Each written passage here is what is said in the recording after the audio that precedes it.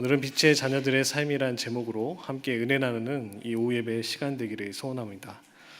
먼저 바울은 에베소에 있는 그리스도인들에게 자신들의 이전의 모습을 상기시켜 주고 있습니다.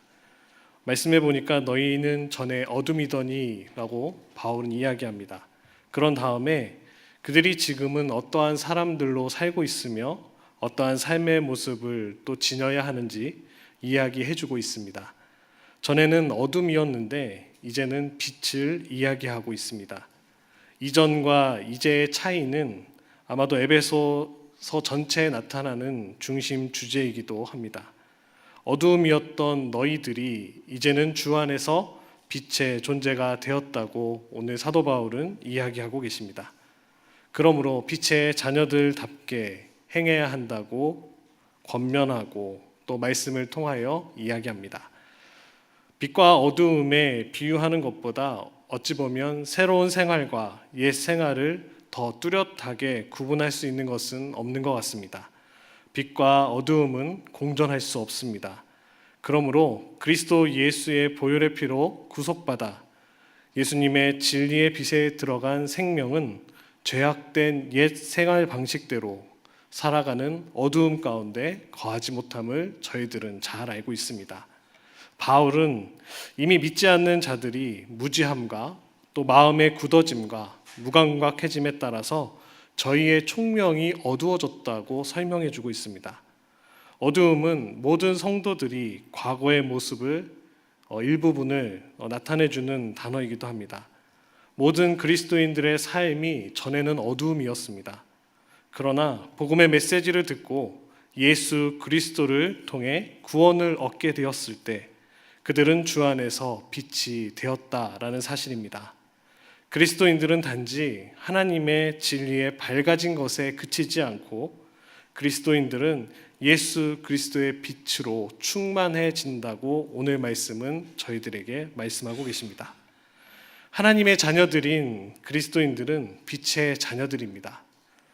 왜냐하면 그들은 빛이신 하나님의 특성을 부여받았기 때문입니다. 그러므로 성도들은 우리 하나님의 거룩과 진리의 빛을 나타내는 하나님의 자녀로서 행하며 살아가야 될 줄로 믿습니다. 빛의 열매는 바로 하나님의 거룩한 자녀들에게 자연스럽게 나타나게 되는 오늘 말씀해 보니까 착함과 의로움과 진실함으로 나타나고 있다고 말씀하고 계십니다. 다시 말해서 하나님의 빛 가운데 살아가는 성도님들은 도덕적으로나 영적으로나 그리고 윤리적으로 나무랄 데가 없는 균형적인 삶을 살아가고 있다는 것을 말씀해 주고 계십니다. 따라서 우리 성도님들은 하나님의 선하심을 다른 사람들에게 나타내고 또한 전파할 수 있게 되었다라는 것입니다. 예수님께서도 산상수훈의 말씀을 통하여서 이 진리를 강조해 주셨습니다. 마태복음 5장 15절에서 16절 말씀입니다. 사람이 등불을 켜서 말 아래 두지 아니하고 등경 위에 두나니 이러므로 집안 모든 사람에게 비치느니라. 이같이 너희 빛이 사람 앞에 비치게 하여 그들로 너희 착한 행실을 보고 하늘에 계신 너희 아버지께 영광을 돌리게 하라. 아멘. 빛은 성장을 촉진하며 또한 빛은 어두움을 드러나게도 합니다. 우리의 삶이 하나님의 진리와 거룩한 빛에 노출된다면 그 빛은 무엇을 드러내겠습니까? 바로 저희들이 보기에는 다소 유쾌하지 않는 숨기고 싶은 모습도 있을 것입니다. 우리 모두 하나님과 다른 사람들 앞에 보이고 싶지 않은 어두운 모습들, 우리의 태도나 우리의 생각이나 우리의 욕망이 있기 때문입니다. 감사하게도 하나님의 거룩하신 빛은 은혜라는 필터를 통해 저희들을 비추어 주십니다. 잠시 그 빛으로 드러나기 원하지 않는 우리 자신의 생각과 행동들을 한번 생각해 보시기 바랍니다. 그리고 하나님께서 그 죄들과 어두움을 십자가의 은혜로 덮어주셨다는 사실을 기억하며 감사하는 모두가 되기를 소망합니다. 더 나아가서 저희들의 삶에서 부도덕한 행동들을 제거하는 단계를 밟아 나아가야 된다고 오늘 말씀은 권면하고 계십니다.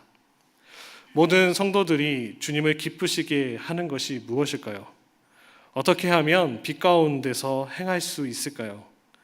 우리는 모든 상황 가운데서 하나님이 원하시는 것을 알고 찾기 위해 날마다 하나님의 말씀을 공부하고 기도해야 합니다. 찾는다는 의미는 적극적인 행함이 동반되어야 합니다. 말씀의 지식은 저희들의 삶 속에서 실제적으로 적용되어지고 또 사용되어야 합니다. 오늘 사도 바울은 로마교회 성도들에게 또 이렇게 편지를 썼습니다. 로마서 12장 2절 말씀입니다. 너희는 이 세대를 본받지 말고 오직 마음을 새롭게 함으로 변화를 받아 하나님의 선하시고 기뻐하시고 온전하신 뜻이 무엇인지 분별하도록 하라. 분명한 사실은 그리스도인의 삶에는 내적인 갱신, 회개와 또 외적인 습관, 태도의 그리고 생활 방식의 변화 모두가 함께 이루어져야 한다는 사실입니다. 오늘 본문 말씀을 잘 살펴보면 빛과 어두움은 함께 앞에서도 말씀드렸지만 같이 공존할 수 없습니다. 빛의 자녀들은 열매 없는 어두움의 일에 참여하지 말아야 합니다. 성도들의 삶은 착함과 의로움과 진실함의 열매를 맺어야 합니다. 반대로 어두움의 일들인 죄와 악은 결국에는 그 마지막을 보면 죽음과 썩어짐으로 열매가 없는 삶이기 때문에 그 삶을 멀리해야 합니다. 사랑하는 모든 성도 여러분은 죄와 결별하여 거기에 참여하지 마시기를 축복합니다. 이것은 성도들이 믿지 않는 자들과 완전히 분리되어야 한다는 소극적인 의미가 아니라 믿지 않는 자들의 행위에 적극적으로 참여하지 말아야 한다는 말씀을 오늘 저희들에게 교훈하고 계십니다. 죄악으로 결론되어지는 행동들을 적극적으로 피하는 것이 중요합니다. 그리고 저희 모두는 거기에 그치지 않고 더 나아가야 합니다. 오늘 사도 바울은 성도들에게 열매 없는 어둠의 일에 참여하지 말고 도리어 책망하라고 교훈하고 계십니다. 성도들이 어둠의 일에 침묵하는 것은 어떻게 보면 동의한다는 것으로 해석될 수 있기 때문에 빛이 어두움 속을 비춰 노출시키듯이 예수 그리스도의 빛을 성도들을 통해 죄의 어두움 속을 비추어 그 실체를 폭로해야 한다고 말씀하고 계십니다. 하나님께서는 죄와 어두움의 행동과 또 목소리로 맞설 사람을 찾고 계십니다. 그리스도인들은 참되고 옳은 것을 사랑을 가지고 말하고 삶으로 증거해야 될 줄로 믿습니다. 성도들은 진리를 나타내는 한편 죄악된 사람들의 그 부끄러운 행동들에 대해서 헛된 말들과 험담하는 그 잘못된 일에 빠져서도 안 된다는 점을 오늘 강조해 주고 있습니다. 우리는 심지어 죄에 대해 이야기함으로써 죄를 장려하거나 높이는 일도 없어야 될 줄로 믿습니다. 어두움에 빛을 비추면 모든 것이 그 실체가 드러나기 때문입니다. 빛으로부터 숨을 수 있는 것은 하나도 없습니다. 바울은 그 빛에 드러내는 힘을 본문에서 책망을 받는 모든 것이 빛으로 말미암아 드러나나니 라는 말로 설명해 주고 계십니다. 빛은 어두움을 뚫고 보이게 합니다. 사랑하는 성도 여러분들은 그 빛의 광선들입니다. 우리의 행동들에 의해서 우리는 죄의 어두운 행동들을 책망하는 또 폭로하는 빛의 도구가 되어야 할 줄로 믿습니다. 드러나는 것마다 빛이라는 이 말씀을 통하여서 저희들이 어떠한 사명을 받고 어떠한 길로 행해야 할지 오늘 길을 제시해 주고 계십니다. 어두운 세상에서 빛을 비추는 그 성도들은 악을 폭로할 것입니다. 죄의 생활을 끊어버리고 예수 그리스도의 빛 가운데로 나아옴으로 이제는 믿지 않는 자들도 주 안에서 빛이 되도록 초청하는 것이 저희들의 사명인 줄로 믿습니다. 본문의 14절 말씀에 잠자는 자여 깨어서 죽은 자들 가운데서 일어나라. 그리스도께서 너에게 비추시리라 라는 말씀은 성경을 직접 인용한 것은 아니지만 아마도 당시 에베소 교회 성도들이 잘 알고 있었던 찬송에서 인용한 말씀인 것 같습니다. 이 찬송은 새로운 회심자가 세례를 통하여 물속에 깊이 잠겼다가 올라올 때 회중들이 곁에서 불러줬던 세례식 찬송의 일부였던 것 같습니다. 새신자에게는 그 영적인 죽음에서 빠져나오는 것이 오늘 말씀과 같이 마치 잠에서 깨어난 것과 같으며, 영적인 생명에 들어가는 것이 마치 햇빛을 맞이하는 예수 그리스도께로 나오는 것과 같다는 말씀을 본문에서 전해주고 계십니다. 또 이 찬송은 이사야서 26장 19절에 주의 죽은 자들은 살아나고 그들의 시체들은 일어나리이다. 티끌에 누운 자들아 너희는 깨어 노래하라. 주의 이슬은 빛난 이슬이니 땅이 죽은 자들을 내놓으리로다. 라는 말씀을 기초로 한 것 같습니다. 아마도 이사야 선지자가 이스라엘을 향해 어둠과 죄의 상태에서 깨어나라고 호소했던 것처럼, 오늘 사도 바울은 에베소 성도들에게 일어나라고, 깨어 있으라고, 그리고 그들 중에 있었던 몇 명의 거짓 선생들의 말에 귀 기울이므로 위험한 상태에 빠진 것을 깨닫기를, 죄악된 그곳에서 다시금 돌아오기를 호소하고 있는 말씀입니다.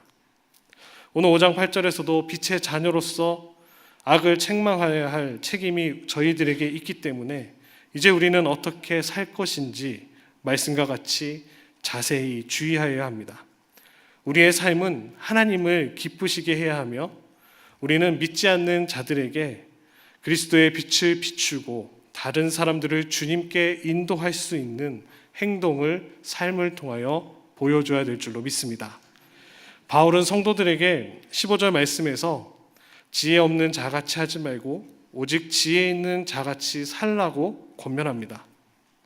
그들은 예수 그리스도에 대한 지식을 가져야 하고 그 지식을 매일 삶 속에 적용하면서 특별히 믿지 않는 자들에게 어떻게 행동해야 할지 알고 전해야 된다고 권면합니다. 바울은 또 골로새서 4장 5절 말씀에서 이렇게 이야기합니다.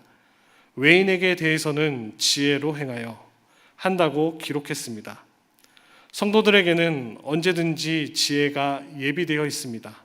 우리는 그것을 주님께 구하고 받은 줄로 믿고 행하면 주님께서 주신다고 약속하셨습니다. 오늘 성전을 돌아가시면서, 예배를 마치고 돌아가시면서 두 가지를 꼭 기억하셨으면 좋겠습니다. 첫째는 지혜로운 사람이 되기 위해서 자신의 시간을 잘 활용해야 된다는 것입니다. 지혜로운 사람은 시간이 값지다는 것을 잘 알고 있습니다. 저희들에게는 하루 24시간, 분으로 나누면 1440분, 86,400초라는 똑같은 양의 시간이 주어졌고 그것을 가지고 사용합니다. 어느 누구도 시간을 늘리거나 또 줄일 수는 없습니다. 지혜로운 사람들은 주님이 주신 그 시간을 유리하게 사용하며 행해야 될 줄 알아야 된다는 것을 이야기합니다. 둘째로, 지혜로운 사람은 하나님의 뜻을 분별할 줄 안다는 것입니다.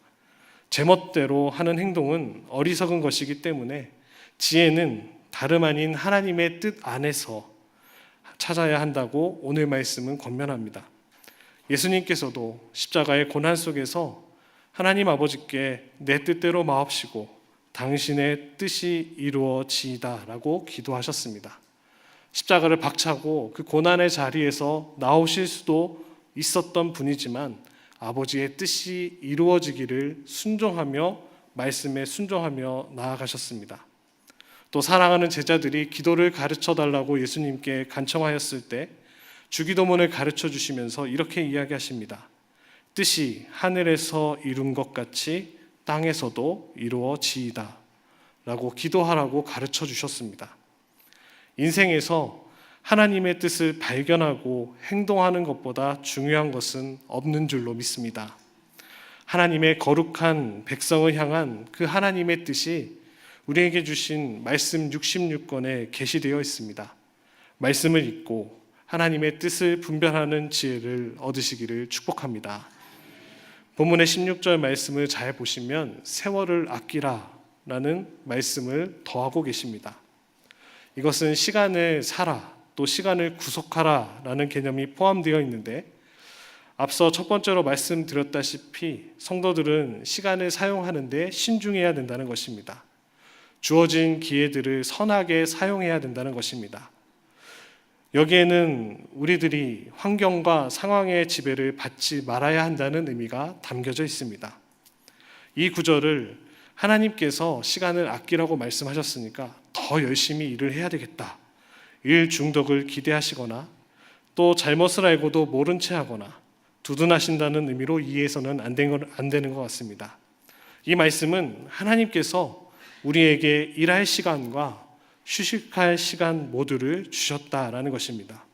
그렇다면 사람들이 어두움에서 뛰쳐나와 빛 가운데로 달려가도록 저희들이 돕기 위해 모든 기회를 사용하는데 관심을 가지고 또 시간을 아끼라고 말씀하신 이유는 바로 16절 하반절에 때가 악하기 때문이라 라고 말씀해 주고 계십니다. 바울은 악이 고르게 널리 차 있어서 가득함으로 인해 지금 느껴지는 이 다급함을 오늘 저희들에게도 말씀을 통해 이야기해 주고 계시는 것 같습니다. 세상을 바라보면 아무런 희망이 없는 것 같습니다. 모든 문제가 얽혀 있고 모든 상황을 살펴보면 풀리지 않는 실타래와 같이 꼬여 있는 모습들을 보게 됩니다. 세대가 분열하며 또 아픔에 있는 지체들이 서로 그 아픔을 상처를 주고 어려운 가운데 있는 세상의 모습을 보게 됩니다. 성도들은 어리석은 자가 됨으로 시간을 낭비해서는 안 됨을 강조해 주면서 우리가 해야 할 일이 있고 우리의 삶의 동기와 목표가 바로 주님을 섬기는 것과 주님의 복음의 메시지를 나누는 것과 하나님의 나라를 위해 예비하는 것이라고 분명하게 제시해 주고 계십니다. 저희들은 어리석거나 지각 없는 자가 되지 말고 오늘 말씀대로 주의 뜻이 무엇인가 이해하고 살아가야 되는 사람이 되어야 될 줄로 믿습니다. 저희 모두가 하나님께서 오늘 주시는 말씀을 통해 또 가르치신 대로 하나님의 뜻을 지식적으로 이해하는 데서 끝나는 것이 아니라 더 나아가서 하나님과 동행하며 우리의 영육 간에 계속해서 말씀 안에서 기도 가운데 배우며 자라나야 할 줄로 믿습니다. 그러면 하나님께서 저희들에게 원하시는 것이 과연 무엇일지 매일매일 생각하게 되어지며 결론적으로 그 정답은 저희들에게 하나님께서 원하시는 것은 거룩함과 성령 충만이라는 사실입니다. 하나님의 자녀로서 우리에 대한 하나님의 뜻을 위해 할 수 있는 모든 것들을 행해야 될 줄로 믿습니다. 예수님께서 누가복음 12장 47절 말씀에서 이렇게 말씀하십니다. 주인의 뜻을 알고도 준비하지 아니하고 그 뜻대로 행하지 아니한 종은 많이 맞을 것이요 라고 말씀하셨습니다. 실제적으로 저희들을 때리신다는 말씀은 아닙니다. 하지만 어떻게 해야 주인의 뜻에 맞게 살 수 있을지 고민하고 있는 저희들에게 오늘 예수님은 이 말씀을 통해 답을 주고 계십니다. 바로 우리 구주 예수 그리스도의 삶 속에 우리의 모범적인 답이 있다고 말씀해 주고 계십니다. 더 나아가서 오늘 본문 18절 말씀에서 술 취하지 말라 이는 방탕한 것이니 오직 성령으로 충만함을 받으라 라는 구절을 통해 바울은 성도들의 삶의 이전과 또 이후를 다시금 빛과 어둠을 통해 강조해 줬던 것처럼 비교하면서 전체적인 단락을 비추어 주고 있습니다. 술 취함에 대해서 오늘 바울은 이미 타락한 것이라는 것으로 선포하고 있습니다. 옛 생활 방식들과 이기적인 나의 욕망들과 연결되어서 설명해 줍니다. 사랑하는 여러분, 그리스도인은 술 취하는 삶을 살아서는 안 된다라는 것을 너무나 잘 알고 계실 줄로 믿습니다. 바울은 어두움 가운데서 삶과 빛 가운데서 그 삶을 비교하면서 특별히 오늘 술 취함과 성령 충만함을 대조시키면서 이런 말들을 기록했습니다. 로마서 13장 12절에서 13절 말씀인데요. 밤이 깊고 낮이 가까웠으니 그러므로 우리가 어둠의 일을 벗고 빛의 갑옷을 입자. 낮에와 같이 단정히 행하고 방탕하거나 술 취하지 말며 음란하거나 호색하지 말며 다투거나 시기하지 말라고 말씀하시면서 또 데살로니가 전서 5장 6절에서 8절에서는 그러므로 우리는 다른 이들과 같이 자지 말고 오직 깨어 정신을 차릴지라. 자는 자들은 밤에 자고 취하는 자들은 밤에 취하되 우리는 낮에 속하였으니 정신을 차리고 믿음과 사랑의 호신경을 붙이고 구원의 소망의 투구를 쓰자라고 말씀을 통해서 바울은 또한 술 취함과 어두움을 또 맑은 정신과 빛을 연관시키면서 오늘 저희들에게 권면해주고 계십니다. 술 취하지 말라라고 바울이 권면했던 이유는 방탕으로 이어지기 때문입니다. 이 말은 술 취한 사람이 낭비뿐만 아니라 결국에는 통제불능의 상태로 이어진다는 것을 가르쳐주고 계십니다. 이런 것들은 성도들의 삶 속에서 자리 잡을 여지가 전혀 없다는 점입니다. 바울에 따르면 우리는 성령으로 충만하기 때문에 술이 필요 없다고 말씀하고 계십니다. 바울은 일시적으로 감정의 높아짐을 낳는 술 취함과 영구적인 기쁨을 낳는 성령 충만을 대조시켜주고 있습니다. 고린도전서 12장 13절 말씀에서 우리가 유대인이나 헬라인이나 종이나 자유인이나 다 한 성령으로 세례를 받아 한 몸이 되었고 또 다 한 성령으로 마시게 하셨느니라 라고 말씀하셨습니다. 여기서 바울의 말의 중심은 술 취함의 금지에 있기보다 성도들이 계속해서 성령 충만해야 하며 성령 안에서 삶을 살아야 한다는 바울의 강력한 권면에 있음을 보게 됩니다. 오늘 교회 소식 1번을 잘 기억하시면 1번이 무엇이었습니까? 기억하십니까? 금요 성령 기도회에 참석을 안내해드리는 광고였습니다. 저희들에게는 기도의 자리가 열려 있습니다. 나오셔서 기도하실 때 하나님이 가만히 계시겠습니까? 우리에게 필요한 위로와 큰 은혜를 더해 주실 줄로 믿습니다. 저희들이 18절 9절에서 술 취하냐 또 술 취하지 아니하냐 이 문제에서 끝나는 것이 아니라 더 깊은 데까지 나아가게 됩니다. 보다 중요한 관심사는 무엇이 나의 삶을 지배하냐라는 것입니다. 성령님이 나의 삶을 주관하시는 것인지 아니면 돈이나 나의 욕망과 나의 교만, 나의 이기적인 욕망이 나를 지배하는 것인지 둘 중에 하나를 택하라는 것입니다. 다른 것은 그것이 무엇이든지 하나님 앞에서 아무것도 아닌 것임을 보게 하십니다. 술 취함을 통해 비유해 주셨듯이 자제력을 잃게 만들고 어리석은 일을 하게 할 수 있습니다. 하지만 성령 충만은 절제의 열매를 맺게 하시고 하나님을 예배하고 다른 사람들을 섬기도록 도와준다는 사실입니다. 성령 충만한지 성령 충만하지 아니하는지 테스트가 있습니다. 혹시 아십니까? 잘 모르시는 것 같아서 성령 충만한지 성령 충만하지 아니한지를 알려면 가족에게 물어보면 됩니다. 자녀들은 부모님께 물어보면 됩니다. 우리의 자녀가 성령 충만한지. 또 우리 부모님들은 자녀들에게 물어보면 됩니다. 우리 부모님께서 성령 충만한지 아니하신지. 네. 역설적인 말이기도 하지만 가장 편하고 가까운 가족들 앞에서 우리가 어떠한 신앙의 생활 태도를 가지고 또 하나님 앞에 나아가는지 그만큼 중요하다는 것을 보여주는 말이기도 합니다.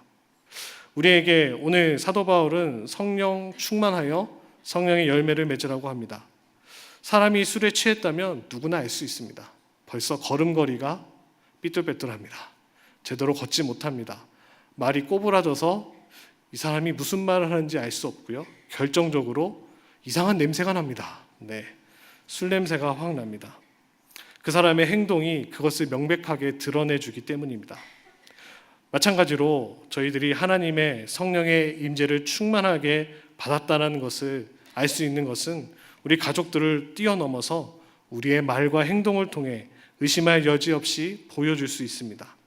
우리의 삶을 통해 전적으로 성령님의 지배 아래 있고 그 성령님의 충만한 삶을 살아간다는 것을 보여줄 수 있기 때문입니다. 충만함을 받으라라는 말은 모든 성도님들을 향한 명령입니다. 그러나 우리 모든 성도님들이 그 충만함을 만들어내는 것은 아닙니다.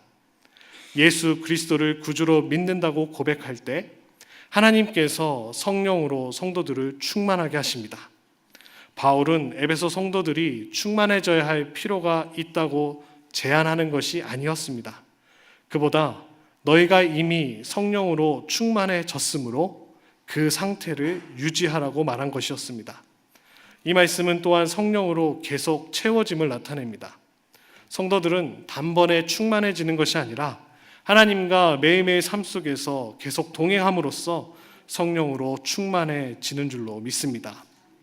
술 취함이 술을 많이 마신 증거이듯이 성령 충만한 예배는 성령님의 임재 안에서 그 증거가 나와야 될 줄로 믿습니다. 기독교의 역사적인 그 예배 형식의 많은 부분이 이 권면에서 유래되었습니다.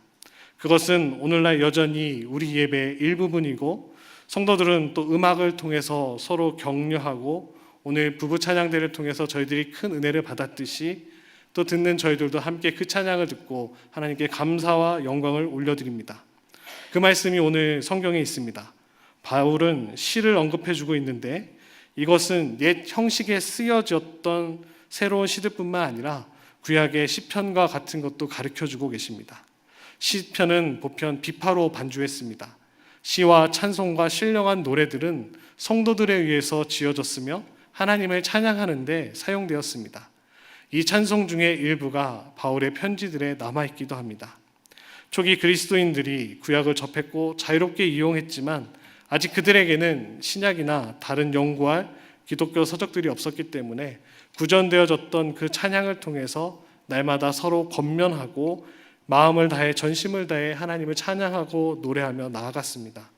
바울은 우리의 삶에서 성령님의 영향으로 생긴 새 단어를 보여줍니다. 바로 말과 노래와 감사입니다. 성령님께서 우리를 다스리게 되시면 우리는 시와 찬송과 신령한 노래들로 서로 화답합니다.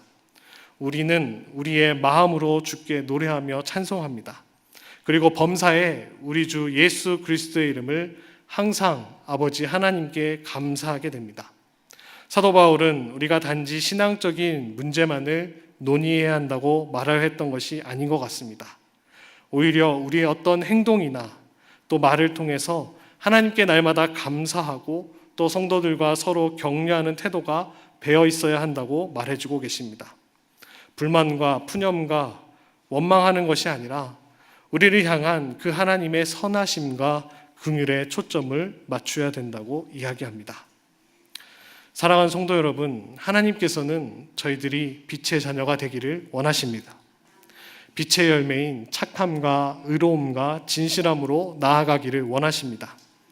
우리가 처한 현실의 삶을 되돌아보면 너무나 힘들어 말씀 읽기도 힘듭니다. 그리고 기도하기도 힘들고 염려와 걱정이 자꾸 앞서게 됩니다. 이제 우리의 초점을 나의 처한 현실에서 거두어서 구원자이신 예수님을 바라보시기를 축복합니다.